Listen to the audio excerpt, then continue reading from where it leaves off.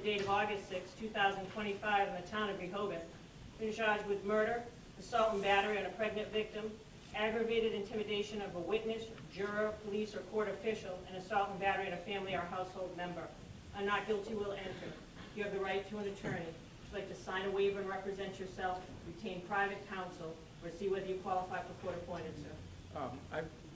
My name is Elliot Levine. I was contacted by CPCS to represent him.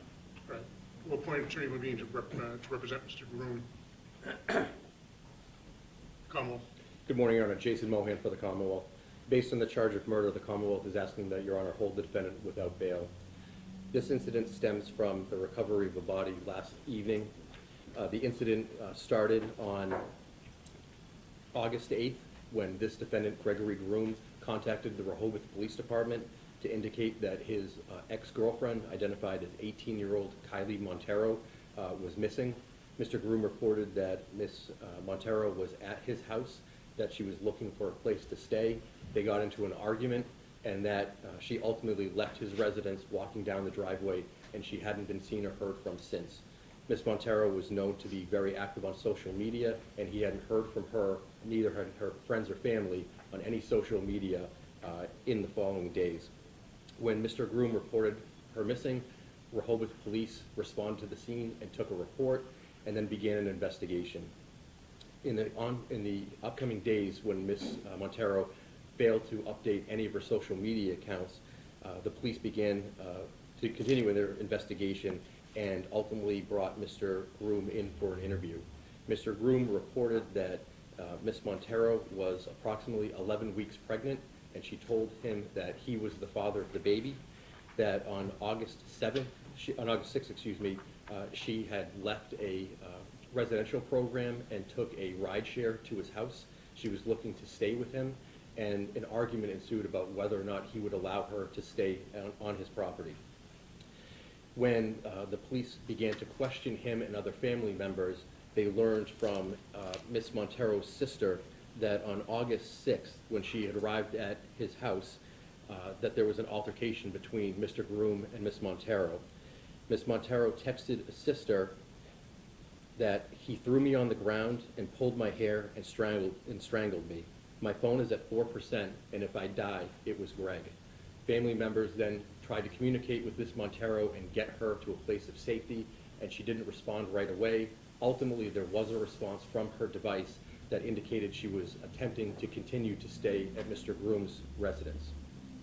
There was a search that was conducted on August 14th of Mr. Groom's property at 107 County Street in Rehoboth, which is approximately a 25-acre property.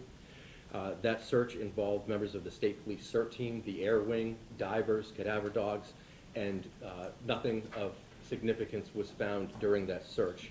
However, based on the failure of Ms. Monteiro to contact any friends or family, the police continued their investigation. Ultimately, yesterday on August 19th, Mr. Groom reported to the Rehoboth Police Station for an interview. During that interview, he admitted that on August 6th, he had gotten into an altercation with Ms. Monteiro where he pushed her, she fell backwards, and she hit her head. When she attempted to contact an individual, Mr. Groom admitted that he knocked her cell phone out of her hand, at which time he was going to be charged with the 3 offenses for assault and battery on domestic assault and battery on a pregnant person, and for intimidation of a witness. When investigators continued to press Mr. Groom on the whereabouts of Ms. Monteiro, they informed him that they had applied for and were granted a search warrant for an extensive search of 107 County Street. That included not only cadaver dogs, but excavators, chemists from the Massachusetts State Police Crime Lab, and other investigators, and they informed Mr. Groom that they were prepared to search the property and dig if necessary. Mr. Groom then paused. He was given an opportunity to tell the police where Ms. Monteiro's body was located, either by being taken to his property and pointing it out, or drawing a map, or telling the officers where her body was located, as they believed Ms. Monteiro was dead. Mr. Groom ultimately drew a rudimentary map indicating that he got into an argument behind a shed on the property where he was known to stay and where Ms. Monteiro stayed, that during that altercation, Mr. Groom admitted that he stabbed Ms. Monteiro twice in the neck and once in the chest. The stab wound to the chest actually broke the blade of the knife off. He used a kitchen knife to commit the stabbing, and based on that stabbing, Ms. Monteiro was deceased. Mr. Groom indicated to police that he then spent several hours digging a hole in the woods, approximately 20 yards from where he killed Ms. Monteiro, and through the night after he dug, when the sun came up, he then pushed her body into the hole and covered it up. He drew on the map the approximate location of Ms. Monteiro's remains. Officers who were conducting the search warrant then went to the shed. They noticed there was a large pile of brush right next to the shed. That was what Mr. Groom used to cover up the site of the murder, to cover up blood that was ultimately recovered, and physical evidence was recovered from the scene where the police alleged the stabbing occurred.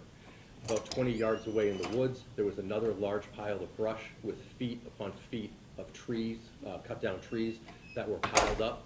Underneath that pile, the police located a rectangular hole that appeared that had been recently disturbed dirt. When the police ultimately called in medical examiners to uncover that hole, a body consistent with Kylee Monteiro was discovered approximately 5 feet underground. Ms. Monteiro's remains were recovered last evening, and her body is at the office of the chief medical examiner undergoing identification process and undergoing an autopsy. Based on this case, the defendant's confession and the prior domestic, the Commonwealth asked this court to hold the defendant without bail. So be, No argument, Your Honor. kind of be held without bail. And any date that is convenient for counsel for a probable cause hearing. About 30 days out. Sure, whatever date works for you.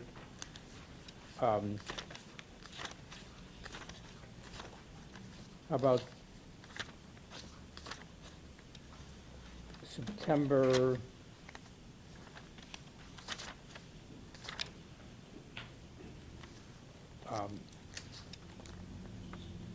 September 9th? That's fine. Problem passed. Oh, can we do the 10th instead, Your Honor? Whatever day works for you. Thank you. September 10th, the probable cause, courtroom 3, defendant is held without bail. Thank you, Your Honor. Thank you, Madam Clerk. Thank you. I'll see you downstairs.